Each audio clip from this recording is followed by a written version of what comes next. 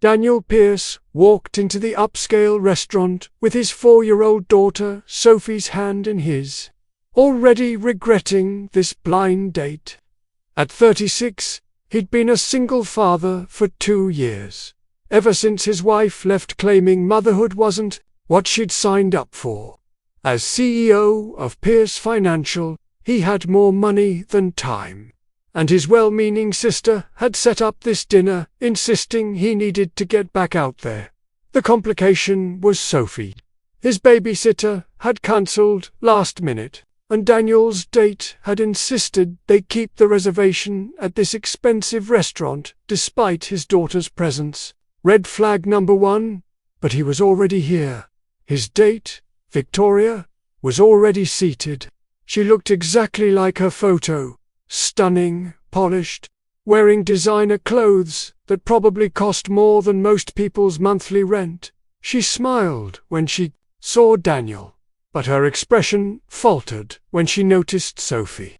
"You brought your daughter," Victoria said, her tone making it sound like an accusation. "My sitter cancelled. I apologize. I offered to reschedule." "It's fine," Victoria said, though her tone suggested it wasn't.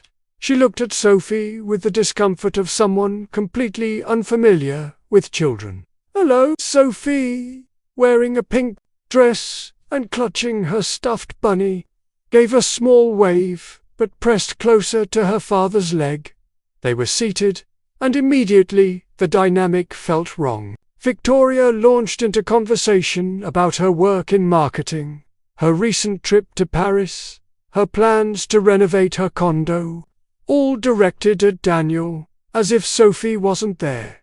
Sophie sat quietly, swinging her legs, looking round the elegant restaurant with wide eyes. This wasn't her usual environment.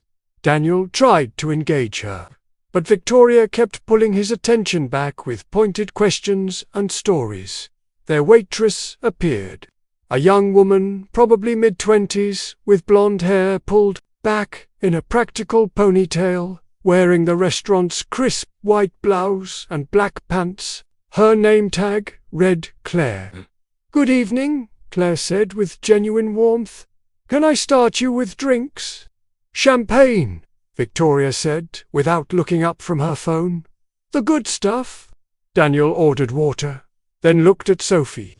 "What would you like, sweetheart?" "Apple juice," Sophie said hopefully. "Of course," Claire said, crouching to Sophie's eye level. "And you know what? We have crayons and a kids' menu to color while you wait. Would you like that?" Sophie's face lit up.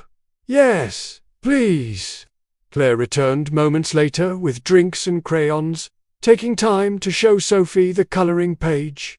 "This is a castle. Do you like princesses? I love princesses. Daddy says I'm his princess." Claire smiled at Daniel, and he found himself noticing her genuine kindness. Such a contrast to Victoria's polite disinterest in his daughter. As they looked at menus, Sophie started to get restless. It was past her usual dinner time, and she was clearly hungry. Victoria was taking forever to decide, debating between expensive entrees while completely ignoring Sophie's quiet fidgeting. Claire noticed. She returned to check on them and saw Sophie's distress. "Hey there, princess," Claire said gently. "Are you getting hungry?" Sophie nodded. "My tummy hurts. I'd bet you know what. Why don't I bring you some bread and butter right away? That'll help while your daddy finishes ordering." She didn't wait for permission, just disappeared and returned with a basket of warm bread and butter shaped like a rose. She helped Sophie butter a piece, cutting it into small bites. Talking to her about the coloring she was doing, Daniel watched this interaction with growing awareness. Victoria was still studying her menu, oblivious to his daughter's needs. But this waitress, this stranger, had noticed Sophie was hungry and acted immediately to help her. "There you go, Sweeney," Claire said, making sure Sophie had everything she needed. "Better?" Sophie nodded, already munching happily. "Thank you. You're nice." "So are you," Claire said, gently touching Sophie's curly hair. "I love your dress." Daniel saw something in that moment. Claire's kindness wasn't performance or politeness. It was genuine care for a small child who needed attention. She'd prioritized Sophie's comfort over the standard restaurant protocol of waiting for the full table to order. When they finally ordered, Victoria chose the most expensive items on the menu. Daniel ordered for himself and Sophie, who wanted chicken fingers. "They don't have chicken fingers," Victoria said dismissively. "This isn't that kind of restaurant." "Actually," Claire interjected gently, "we can have the kitchen-prepared chicken tenders for her. It's not a problem." Throughout the meal, Claire checked on them frequently, but her attention was always on Sophie first. She brought Sophie's food before the adult meals, knowing children can't wait. She made sure Sophie had a cloth napkin, showed her how to use it properly. When Sophie accidentally spilled her juice, Claire cleaned it up without fuss, reassuring the little girl it was okay. Victoria barely interacted with Sophie, treating her like an inconvenient accessory to the date. When Sophie asked her father a question, Victoria would talk over her, redirecting conversation back to adult topics. Daniel found himself comparing the two women. Victoria was beautiful, successful, from his social class, but she'd shown zero interest in the most important person in his life. Claire was a waitress he'd just met, but she'd shown more genuine care for Sophie in 1 hour than Victoria had. The entire evening, after dinner, while Victoria excused herself to the restroom, Sophie tugged on Daniel's sleeve. "Daddy, I don't like the fancy lady. She doesn't smile at me." "I know, sweetheart. We'll be going home soon. But I like Claire. She's nice. She made my tummy feel better." When Victoria returned, she launched into hints about after-dinner plans, clearly expecting the date to continue. Daniel made a decision. "Actually, I need to get Sophie home. It's past her bedtime." Victoria's expression tightened. "Of course. Well, call me. We should do this again. Without the child next time." The way she said the child made Daniel's decision final. There would be no next time. As they prepared to leave, Sophie ran up to Claire, who was serving another table. "Bye, Claire. Thank you for being nice to me." Claire crouched down, hugging Sophie gently. "Bye, Princess. You were such good company tonight." Daniel approached, leaving a generous tip.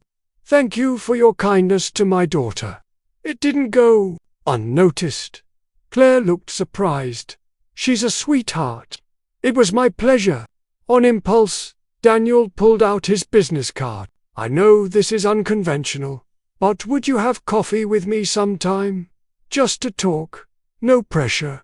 Claire looked at the card, then at him with understanding. "The date didn't go well.